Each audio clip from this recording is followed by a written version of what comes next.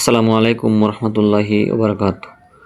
আজকে আলোচনা করব মাত্র 10 সেকেন্ডে যে আমল করলে পিছনের সমস্ত গুনাহ মাফ হয়ে যাবে। সুবহানাল্লাহ। এ সম্পর্কে দুজাহানের বাদশা প্রিয় নবী করিম সাল্লাল্লাহু আলাইহি ওয়াসাল্লাম ফরমান, যে ব্যক্তি খানার শেষে এ দোয়া পড়বে আল্লাহ তাআলা তাহার পিছনের সমস্ত গুনাহ মাফ করে দিবেন। তিরমিজি। সুবহানাল্লাহি ওয়া বিহামদিহি সুবহানাল্লাহিল আযীম।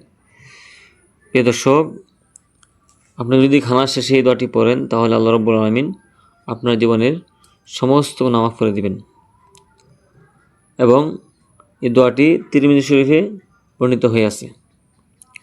দোয়াটি হলো, যারা আরবিতে পারেন এখানে আরবি দেওয়া আছে, আরবি পড়বেন, আর যারা আরবিতে না পারেন তারা এখানে বাংলা দেওয়া আছে, বাংলাটা দেখে দেখে শিখে নেবেন। তো দোয়াটি এখানে আমি পড়বো, আপনারা শিখবেন। দোয়াটি হলো, আলহামদুলিল্লাহিল্লাযী আত'আমানি হাযাত তা'আমা ওয়া রাযাকানিহি মিন গায়রি হাওলিম মিন্নি ওয়ালা কুওয়াতা। আবার বলতেছি, আলহামদুলিল্লাহিল্লাযী আত'আমানি হাযাত তা'আমা ওয়া রাযাকানিহি মিন গায়রি হাওলিম মিন্নি ওয়ালা কুওয়াতা। আলহামদুলিল্লাহিল্লাযী আত'আমানি হাযাত তা'আমা ওয়া রাযাকানিহি মিন গায়রি হাওলিম মিন্নি ওয়ালা কুওয়াতা। এখানে বাংলা দেওয়া আছে, বাংলাতে শিখে নেবেন।